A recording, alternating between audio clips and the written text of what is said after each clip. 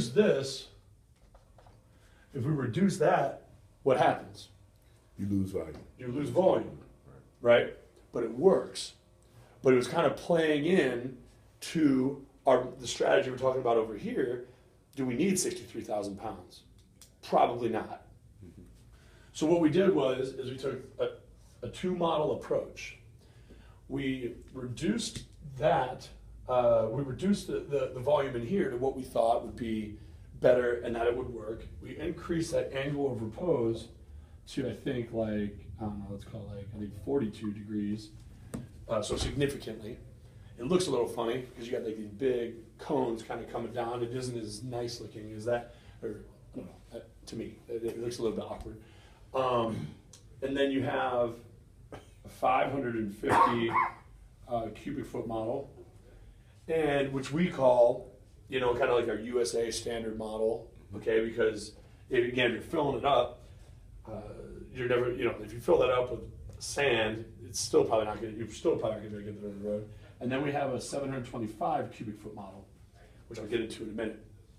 But with the 550 cubic foot model, we basically were able to do a few different things with the design. We were able to, one, increase the angle of repose to where there would be no issue, without a doubt, unexplicably, that the material will unload appropriately, okay?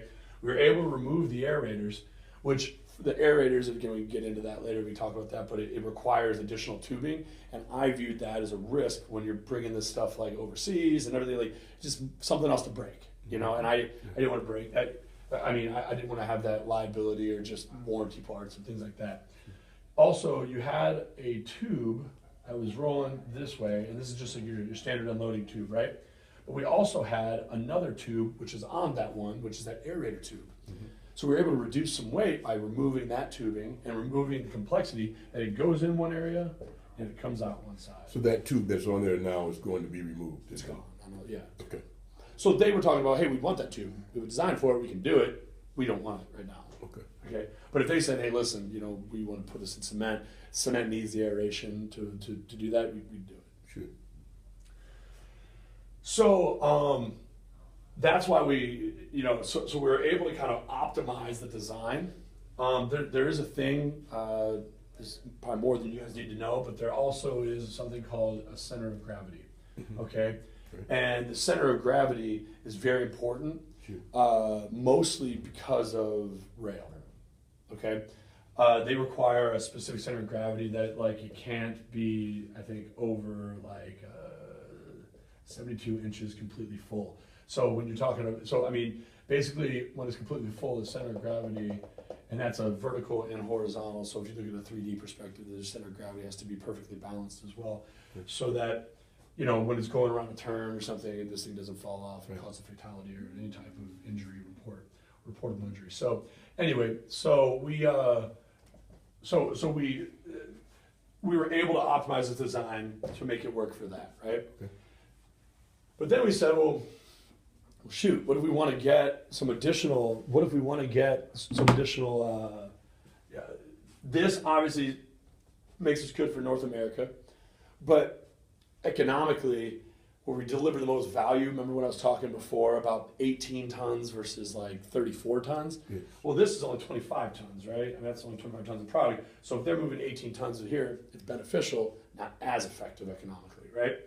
So we said, well, there's this type of containers out there today. It's called an HQ container or a high cube container, but we call it HQ.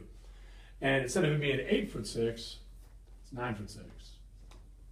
Okay, and so same exact container design, same exact angle repose, same exact everything else, but now we can add a whole foot of cubic feet basically, which is why we were able to get 725 cubic feet on this one. Which, if you do the math on that, this could be approximately 35 plus tons of product that go in there. And this, so it would be super heavy, right? It's really, really heavy. Or, so there's two different ways to look at it. One, this can be used in North America with a very low density product. Okay. So if you did have feathers in there, or you had something that was like 30 pounds per cubic feet, you'd be able to utilize the extra space to be able to still be able to bring those 35 tons, which is a competitive advantage for us. Or it could be used in North America if our client has a rail spur. As long as it's not going over the road. Exactly. And is there situations like that where the rail spur goes straight to the docks? Yeah, we'll talk about rail. It's kind of a different animal that we're still trying to learn a little bit about. But we'll talk about rail because it isn't as easy as I think you think it may be, but it may be. But yes, that would be economical too if they had the ability to put it on a flat car. They on their site. You can move it via manifest rail to wherever you want to move it in the United States. Okay. Not utilizing the intermodal rail though, which means you're not going to get some of those cost efficiencies, but you're still going to be able to move this many. You'd be able to move that many tons or whatever. So from a design perspective, we've really simplified, optimized, made it as we're not changing the design anymore. The other options that we have to like talk about and think about, or that we have designs for, but we're really not like touting them. We don't want to tell people. We really don't. You guys shouldn't be telling people anything around this, but we do have the ability to make a gravity unload. So no pneumatic piping. It's a huge change though. And then we also have the ability, like I said, the aerators. That is in the video though. What? That there's both gravity and pneumatic discharge. Yeah, it was a mistake. Yep. Well, so the gravity is like very simple, actually. Mm-hmm. It's very difficult for someone to be able to unload it, though. Okay, because if you look at a rail car, so right now we have like a 5-inch opening in the bottom of our. The bottom of the gate. If you look at a rail car, which is really what it's modeled after, it's about like 14 to 24 inches at the bottom there, and it isn't circular; it's like rectangular. So if you were looking down it, it would look like if you were looking down, and then you would have something that would open, and this thing basically like pulls to the side.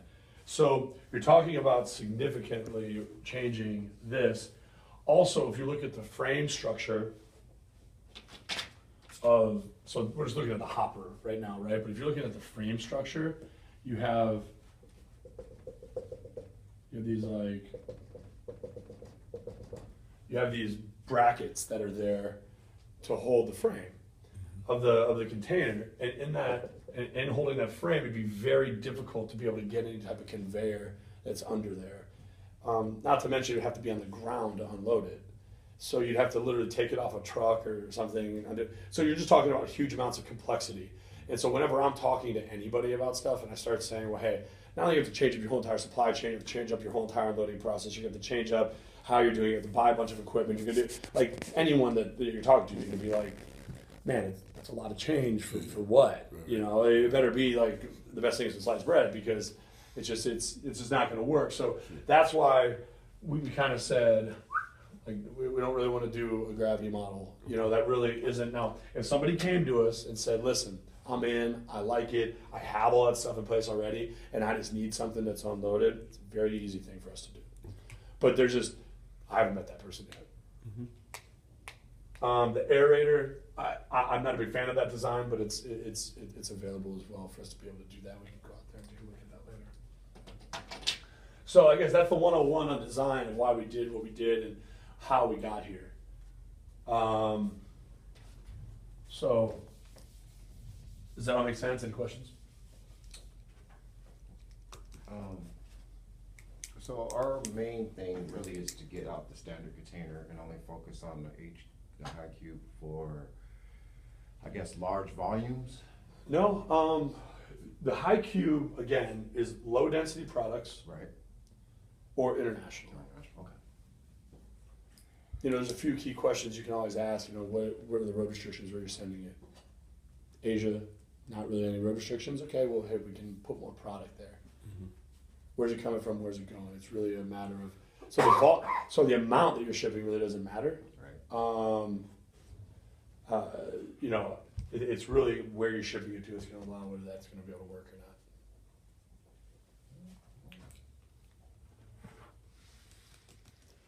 And you know, super sacks are a function of cubic feet as well. Right. You know, so they're going to have the same problem. These big super sacks that are supposed to hold 1.5 tons, but can only hold 500 pounds because you have a low density product in there, so it's filling up space and it's not really heavy. And a lot of air. Yeah. A lot of wasted space. Which anyone in logistics will tell you the most expensive thing to ship is air. That's right. So, all right, let's talk about